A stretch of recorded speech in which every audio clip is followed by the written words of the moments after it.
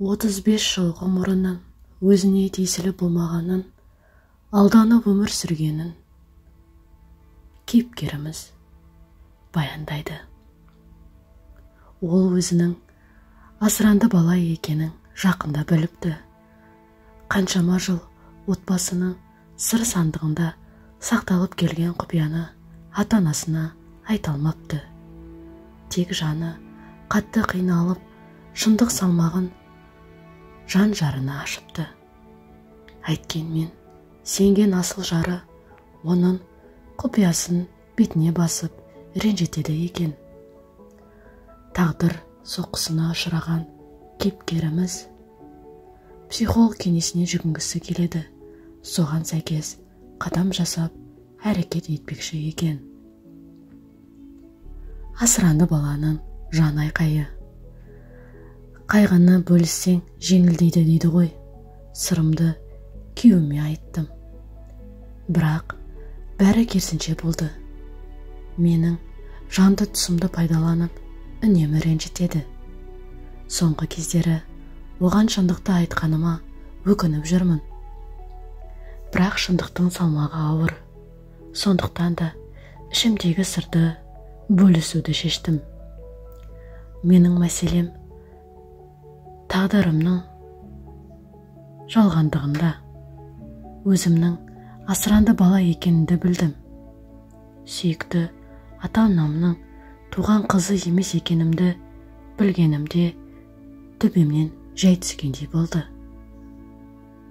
Өзін Рая деп таныстырған келіншек 2 баланың анасы. Жақында 3-ші баласын дүниеге әкелмек. Асыранды бала екенін осыдан 6-7 ай бұрын білген. Бұл сырдан хабардар екенін ата-анасына айтпаған. Өйткені олардың жатысы 70-тен асып 80-ге таяған. Әкесінің бірнеше рет жүрек талмасы ұстаған, анасы да аурушан. Сондықтан да олардың жарасын тырнап, тұз сепкісі келмейді. Бұл шындықтың оңай соқпады. Моральды соққы алдым, күйзелдім. Жұмыс бастылық, отбасы деп жүріп, бұл мәселені қопармадым. Ата-анамды да аядым.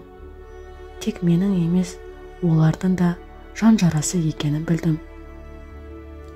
Алайда декрет демалысына шығып, үйде отырғалы жағдайым нашарлай түсті.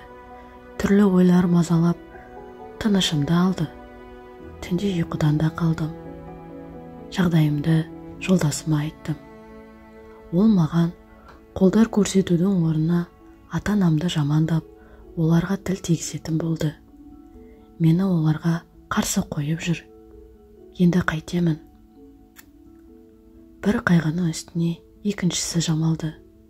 Ата-анамды, жай күйімді, кім екенімді, тегімнің кім екенін, не себепті тастанды болып асыранды бала атанғанымды ойлап бас қатырып жүргенімде, енді жолдасының да жарама тұз сепкені жағдайымды қиындатып жіберді. Туғанымдай болды. Соңғы 6-7 ай Раяға оңай соқпады. Бала кезімнен ерке өстім. Ата-анам мені бірде-бір рет бетімнен қаққан емес. Әкем 40 жасында көрген жалғыз қызым деп мәпелеп, ерке қылып өсірді. Анамның айтуынша, әкем бір рет үйленіп ажырасқан. Бірінші некесінен ұлы бар. Өзі жұмыс деп жүріп, қалай 30-тан асып кеткенін байқамапты. Сондықтан да кәрі қыз болып тұрмысқа шықтым деп жиі айтып отыратын. Менің ерте тұрмысқа шыққанымды қалайтын еді анашым. Менің де анамның қалауы бойынша 18 жасында тұрмыс құрдым. Сонда әкем тұрмысқа ерте шықтым деп қатты ренжігені де бар. Бой жеткен қыз ол кезде ата-ананың жүрегі қаншалықты қан жылағанын сезбеген. Рая олардың биологиялық тұрғыдан перзенті болмаса да, олар оны туғаннан артық көретін. Рая үшін жан беруге де дайын еді. Тіпті соншалық жақсы көргені оның асыранды перзент екенін де ұмытып кеткен. Анам балалық шағымды жиі айтатын, бірақ бірде-бір рет жүктілік кезі жайлы айтпапты. Оны қазір бар шындықты білген соң ба, өзім ана болған соң ба байқап отырмын.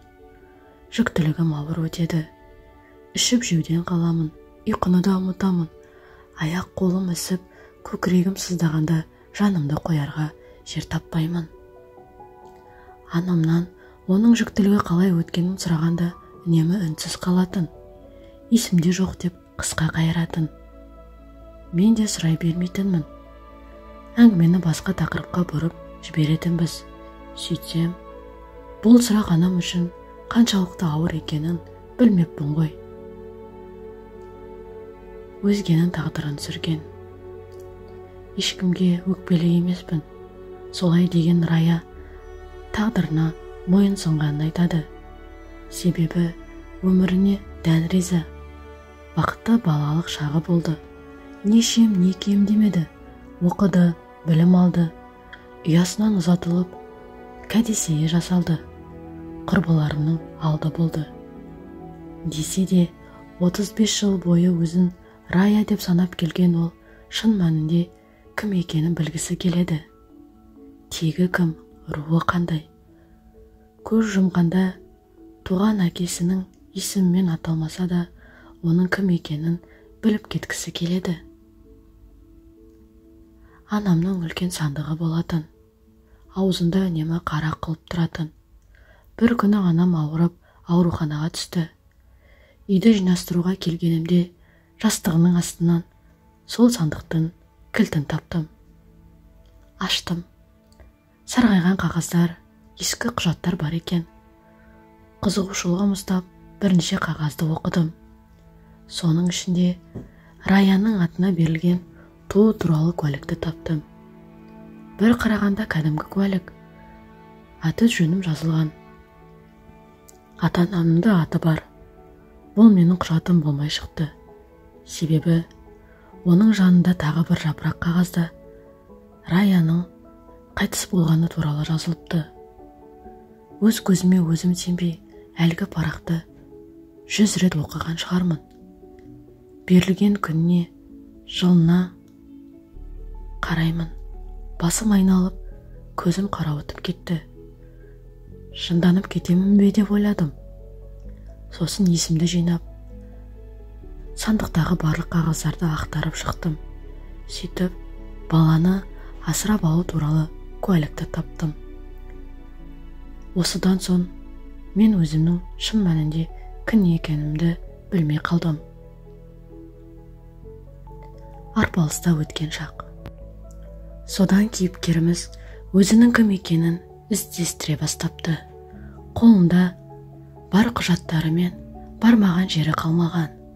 Өзі туған перзентханаға барса да, балалар үйіне барса да, ешқандай мағлұмат ала алмайды. Бәрі де құжаттардың сақталу мерзімінің 25 жылдан асып кеткенін айтыпты. Құжаттардан түйгенім ата-анамның Рая деген қызы болыпты. Бірақ ол 6 айлығында қатты ауырып, шетінеп кеткенге ұқсайды. Сөйтіп, ата-анам балалар үйінен мені асырап алып, маған Раяның есімін берген. Ол жылдары Шымкентте бірде-бір туысымыз болмаған. Барлығы Ақтөбе, Маңғыстау, Ақтауда тұратын.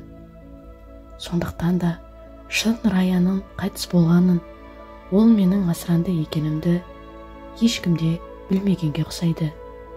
Бәлкім бұл шындықты білетіндерден де бар шығар. Бірақ олар менің Рая екеніме иланып кеткен болар. Раяның айтуынша, құжаттардың арасынан перзентханадан шығу парағын тауыпты. Ол да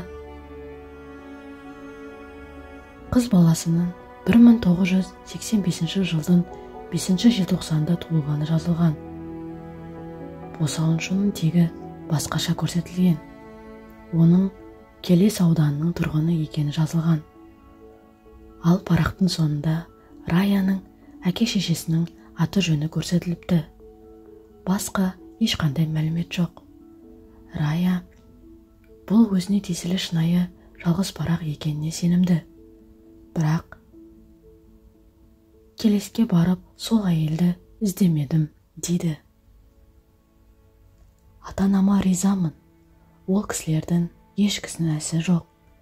Олар бір перзентке зар болған. Оған қолдары жетті дегенде айырылып қалады.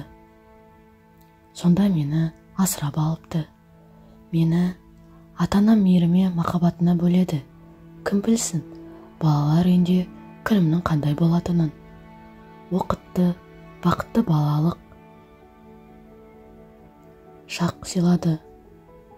Таршылық көрмедім. Бірақ шындықты қабылдау қашанда ауыр. Бәлкім, анама сырларын білетімді айтуым керек пе? Бәлкім, осылай жабулы қазанды жабулы күйінде қалдыру керек шығармын.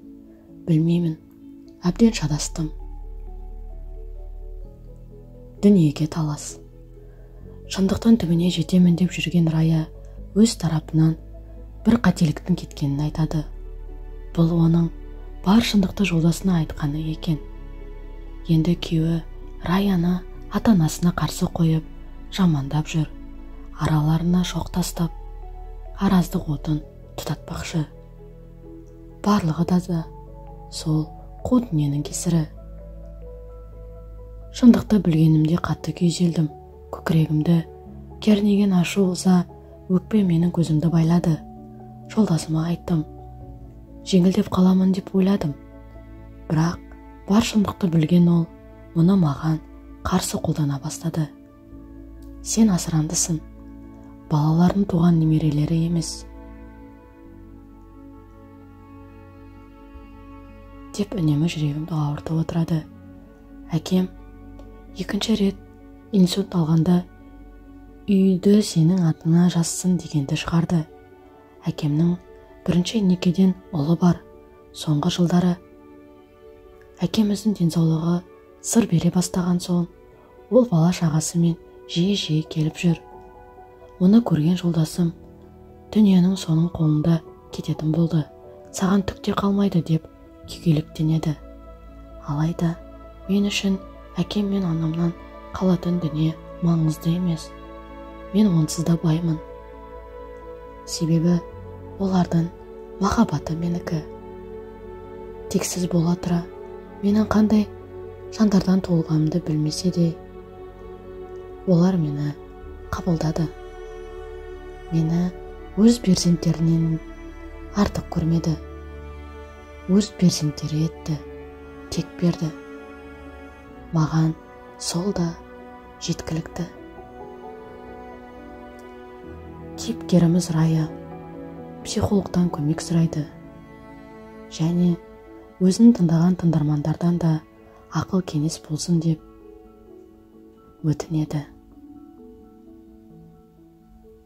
Әңгіменің